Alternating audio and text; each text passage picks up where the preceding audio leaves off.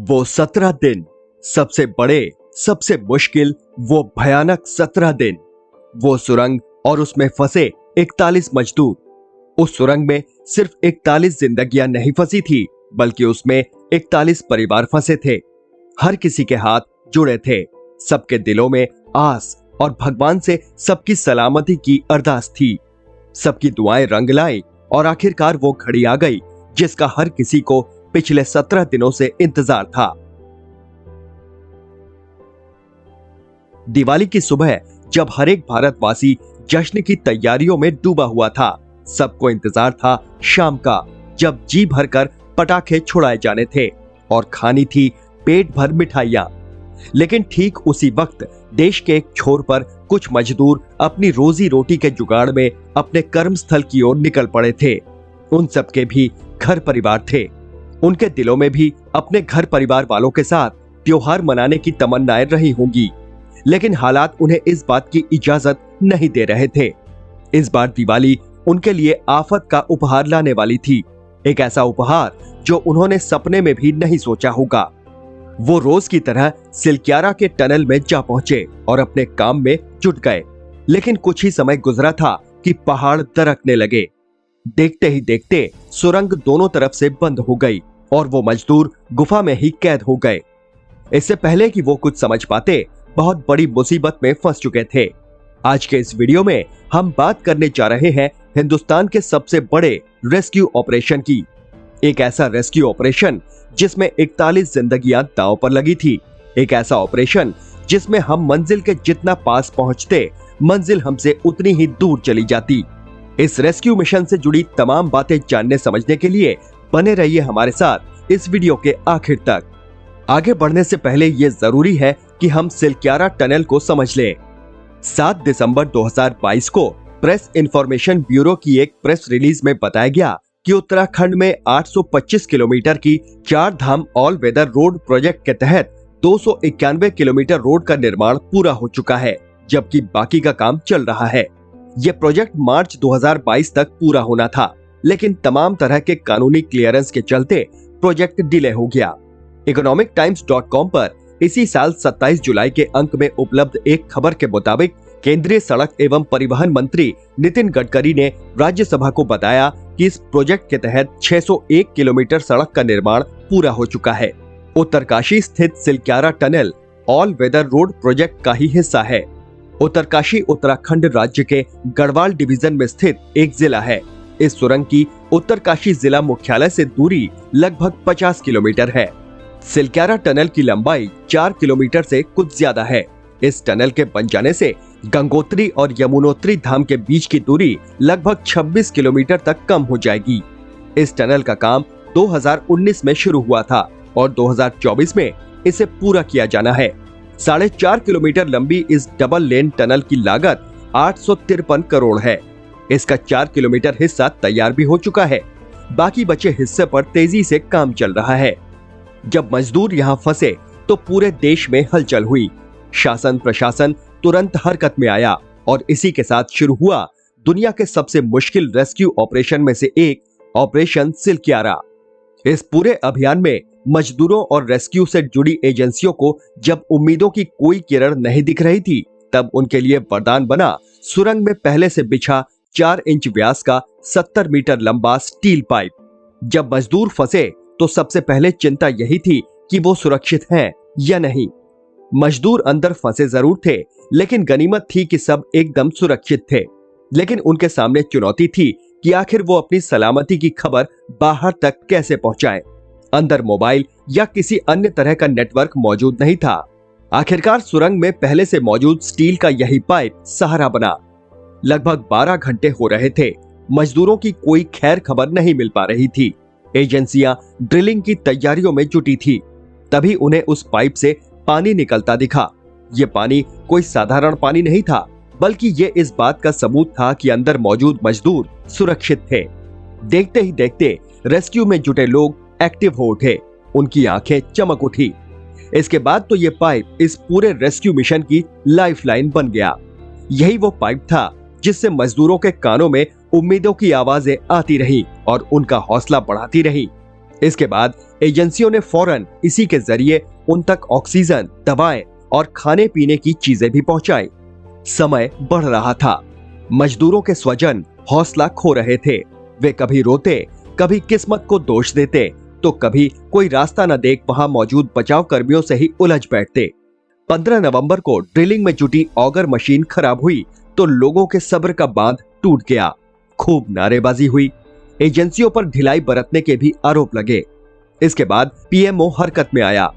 Air force के Hercules विमान से अमेरिकन हेवी ऑगर मशीन भेजी गई। अगले कई दिनों तक कभी उम्मीद की किरणें तेजी से चमकती तो कभी एकदम से स्याह पड़ जाती। ड्रिलिंग कभी चलती तो कभी मशीन दगा दे जाती। इस दौरान तमाम आम और खास लोग आते रहे और मजदूरों और उनके घर वालों को ढाढ़स बंधाते रहे। 20 नवंबर को इस रेस्क्यू मिशन में एंट्री होती है एक ऐसे शख्स की जिसकी गिनती दुनिया के सबसे बेहतरीन टनल एक्सपर्ट्स में होती है। हम बात कर रहे हैं ऑस्ट्रेलिया के international tunnelling expert Arnold Dix की। उनकी वेबसाइट arnoldix.com पर मौजूद जानकारी के मुताबिक वो सिर्फ टनलिंग एक्सपर्ट ही नहीं बल्कि एक वकील, साइंटिस्ट और इंजीनियरिंग प्रोफेसर भी हैं। इसके अलावा वो international tunnelling and underground space association के प्रेसिडेंट भी हैं। डिक्स के आने के बाद रेस्क्यू ऑपरेशन को एक नई धार मिली। डिक्स आते ही आते अभियान में पूरी मुस्तैदी से डट गए। उन्होंने पूरे टनल का सर्वे किया और वर्टिकल ड्रिलिंग की संभावनाएं खोजी। अगला दिन बेहद अहम साबित हुआ। अभी तक इतना तो तय था कि सभी मजदूर ठीक थे, लेकिन फिर भी सभी के मन में शंकाओं के बादल रह रहकर घुमड़ रहे थे। रेस्क्यू टीम ने एंडोस्कोपी के जरिए एक कैमरा और वॉकी टॉकी टनल के अंदर पहुंचाया। इसके जरिए पहली बार अंदर फंसे मजदूरों ने न केवल बात की बल्कि उनके चेहरे देखकर लोगों ने राहत की सांस ली। लेकिन खुदाई की रफ्तार इतनी धीमी थी कि कभी कभी उम्मीदों में दरार पड़ने लगती। पहाड़ों को काटना दुनिया के सबसे मुश्किल कामों में से एक है, फिर चाहे उसमें इंसान जुटा हो या मशीन। नियति सब्र का बेहद कठिन इम्तिहान ले रही थी। आगे बढ़ने से पहले एक छोटी सी रिक्वेस्ट, अगर आपको ये वीडियो पसंद आ रहा हो तो प्लीज अभी इसे लाइक कर दीजिए और चैनल को सब्सक्राइब कर लीजिए। जब लगने लगा कि ऑगर मशीन मजदूरों को बाहर निकालकर ही दम लेगी, तभी उसके रास्ते में रोड़ा बनकर आए टनल में मौजूद तमाम सरिया और लोहे का अन्य सामान। मशीन इनमें इस कदर उलझी कि उसके ब्लेड, फैन सब टूट फूट गए। बचाव अभियान को इससे तगड़ा झटका लगा। आंखों के सामने फिर से अंधेरा छा गया। ऐसा लगने लगा कि जहां से चले थे फिर वहीं पहुंच गए। कोई रास्ता ना देख आखिरकार बेहद खतरनाक समझी जाने वाली वर्टिकल ड्रिलिंग पर काम शुरू हुआ। और फिर ऑपरेशन सिलक्यारा में एंट्री हुई उन जाबाजों की जिन्होंने इस पूरे मिशन की दशा और दिशा ही बदल दी। रैट माइनर्स जब बचाव अभियान से जुड़े तब ऑगर मशीन टनल के भीतर फंसी हुई थी। लगभग 10 मीटर की खुदाई बाकी थी। अंदर फंसे मजदूर कब तक बाहर निकल पाएंगे, इस पर अभी भी असमंजस था। कोई कुछ बता पाने की स्थिति में नहीं था।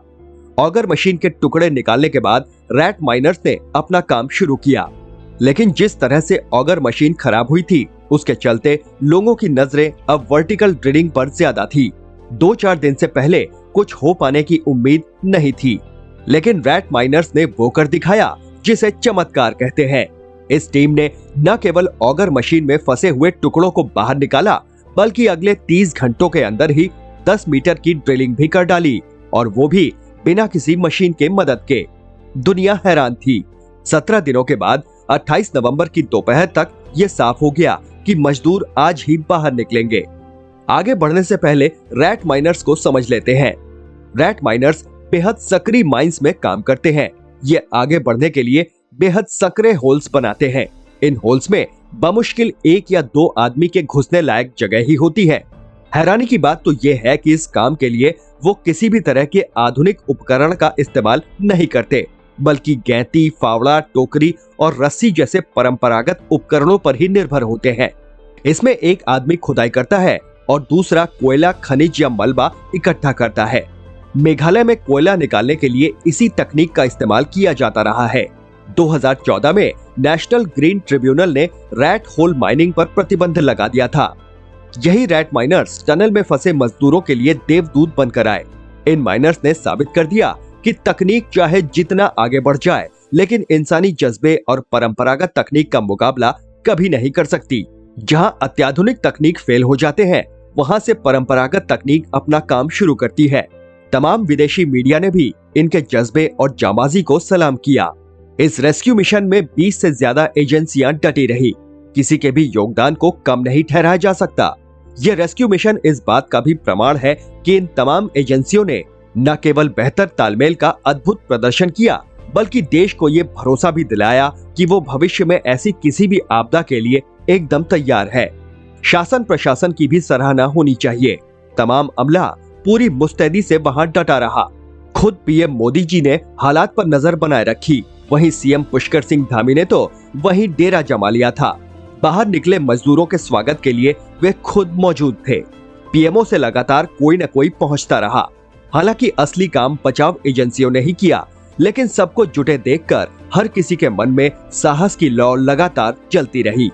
सिलक्यारा टनल में फंसे मजदूर नहीं बल्कि लड़ाके हैं, योद्धा है।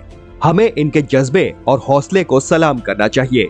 साथ ही इस रेस्क्यू ऑपरेशन से जुड़ा हर एक शख्स भी भरपूर तारीफों का हकदार है। ये अच्छा हुआ कि उत्तराखंड सरकार ने फंसे हर मजदूर को तो 1 लाख रुपए देने की घोषणा की ही, साथ ही उन रैट माइनर्स को भी 50-50 हजार की धनराशि देने की बात कही।